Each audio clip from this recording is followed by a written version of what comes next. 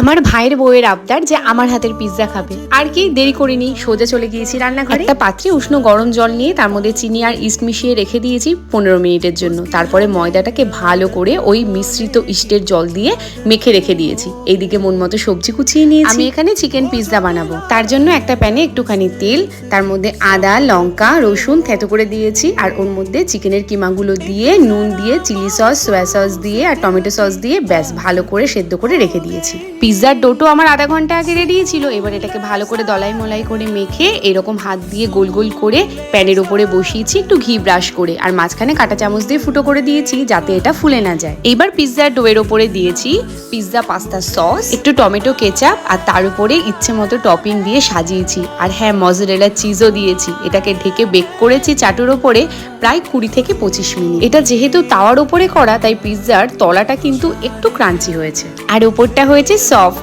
একদম ইয়াম্মি।